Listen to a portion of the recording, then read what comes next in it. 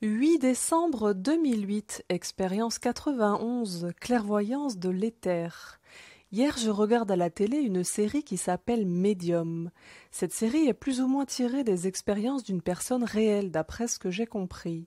Dans cet épisode, on voit la médium passive, en prise avec des manifestations qu'elle ne contrôle pas et qui vont souvent jusqu'à la possession partielle ou complète par les fantômes.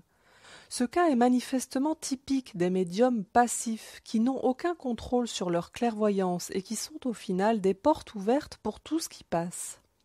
Sauf qu'elle est une médium très puissante en plus.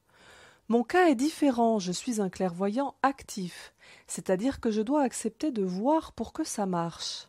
C'est pour ça que même avec des capacités assez développées, j'ai pu faire abstraction de la clairaudience et des visions pendant plus de 10 ans. Je me suis comparé au calvaire que vit cette pauvre femme. Elle se retrouve sourde quand elle est prise avec des visions d'une fille sourde, etc. Je n'ai pas à me plaindre. Je décide donc qu'il est peut-être temps de faire sauter ma peur des visions et de la clairvoyance en général. Donc j'utilise tranquillement le double du futur et du passé pour ça tout en regardant la série. Le soir, je vais me coucher. Je suis toujours entourée de mon éternel brouillard transparent qui ne me gêne pas particulièrement. À peine j'éteins la lumière que le brouillard devient épais et lumineux autour de moi. J'ai les yeux ouverts dans l'obscurité. Mon œil que je n'ai plus vu depuis longtemps apparaît et me regarde. C'est apparemment une vieille forme pensée que je me trimballe depuis plusieurs vies. Elle a symbolisé pendant longtemps mon conflit avec Dieu, mais depuis quelque temps elle a perdu son intérêt. Elle continue à me rendre visite quelquefois et elle me fait penser à un compagnon fidèle qui ne peut se résoudre à s'en aller. Mais moi je ne sais vraiment plus quoi en faire, elle est trop puissante et affirmée pour se dissoudre simplement, je ne peux que la congédier mais pas la détruire.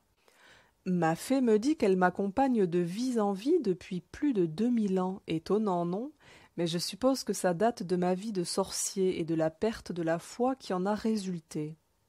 À ce moment, la lumière apparaît dans ma tête et me dit simplement, de manière non formulée, « C'est une énergie à ton service, tu peux l'utiliser pour ce que tu veux, demande-lui de t'aider à voir. » Alors je demande à l'œil de m'aider. Immédiatement, l'œil s'anime et apparaît en 3 dimensions, alors qu'il était en 2 dimensions jusqu'à présent. Il commence à regarder dans tous les sens et simultanément le brouillard s'épaissit encore plus. À ce moment apparaissent des formes de dents, des visages grimaçants, des corps étrangers qui ne cessent de se transformer. Ils sont en 3 dimensions et tendent les bras vers moi. Au début, j'ai une réaction de peur très forte qui me prend.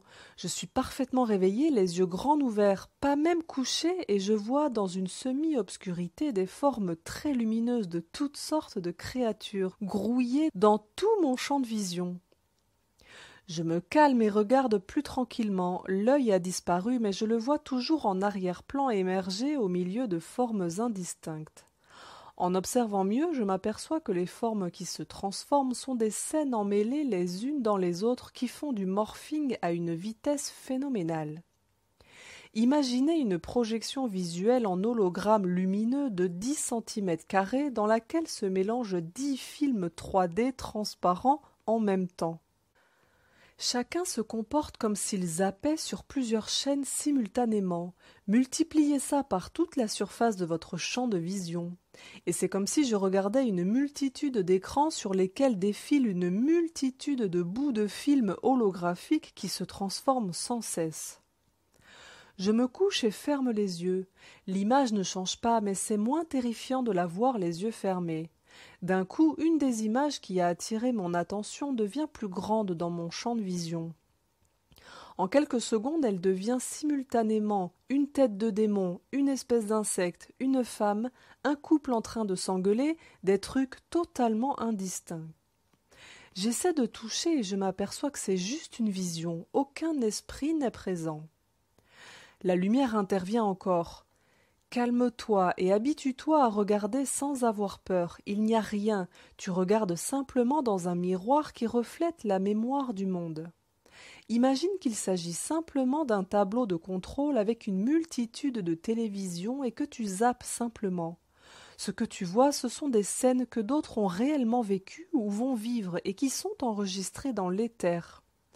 Chaque subconscient enregistre les scènes de manière totale et tout est centralisé en un seul endroit. Tu accèdes à une part limitée de cet endroit. Aussitôt je me rappelle du message de la veille du Merlin que j'ai croisé. Tout n'est qu'un reflet déformé de l'esprit divin. Curieusement, imaginer que le monde entier est sans forme et que c'est moi qui lui donne vie me rassure, et de manière contradictoire, je me retrouve enraciné et prêt à vivre l'expérience sans peur. C'est comme si je zappais dans la mémoire de l'univers finalement. C'est l'abonnement à la chaîne câblée ultime, quoi. Comme la clairaudience est l'abonnement téléphonique universel ultime. Puis d'un coup, une des scènes devient énorme, prend tout mon champ de vision et se met en couleur. Je suis à l'intérieur en partie, je suis là, couché dans mon lit, et en même temps une part de ma conscience est dans une courte scène. Je vois, j'entends et je touche également. Je suis sur une plage en train de regarder courir des gens, puis la scène se retire. Différentes formes transparentes zappent et une autre se met en gros plan et ainsi de suite. Je regarde par-dessus l'épaule d'une petite fille en train de dessiner, et puis ça saute encore. Ça a duré plusieurs heures, c'est assez fascinant. Je n'ai pas retenu grand-chose, pourtant j'ai vu de tout. Des humains, des extraterrestres, des choses étranges et incompréhensibles, des mariages. À un moment, j'ai vu une quinzaine de couples inconnus échanger leurs vœux et s'embrasser devant différents curés dans différentes églises. Des êtres avec 5 paires d'yeux, des espèces de femmes fleurs, des humanoïdes étranges sans yeux, nez ou visage et pourtant d'une beauté et d'une grâce artistique. Un Apollon avec de multiples ailes d'ange, un démon grimaçant en train de touiller une marmite, des espèces de mini-fées en train de jouer à cache-cache dans un champ de fleurs. Ces visions sont époustouflantes car aussi réelles que la vie de tous les jours puisqu'en 3 dimensions est matérialisée dans l'air, ou plus précisément dans le brouillard éthérique. Je le vois également les yeux fermés par le 3e œil. La lumière a fini de m'expliquer. Ce que tu vois est le début, tu dois t'habituer. Pour l'instant tu es passif, mais avec l'entraînement tu verras que tu peux sélectionner l'enregistrement que tu veux. Il y a tellement de choses que ta vie ne suffirait pas à parcourir toutes les données. Mais quand tu seras entraîné, tu n'auras qu'à demander et je sélectionnerai pour toi les visions qui t'intéressent. J'ai fini par m'endormir en entrant dans une scène, je crois. C'est l'expérience de vision la plus grandiose que j'ai jamais faite.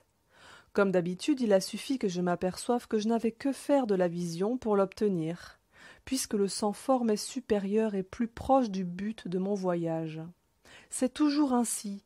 Ce qu'on veut avec l'ego, on ne l'obtient jamais réellement. Dès qu'on y renonce, le ciel nous le sert sur un plateau. C'est l'apparente contradiction du divin.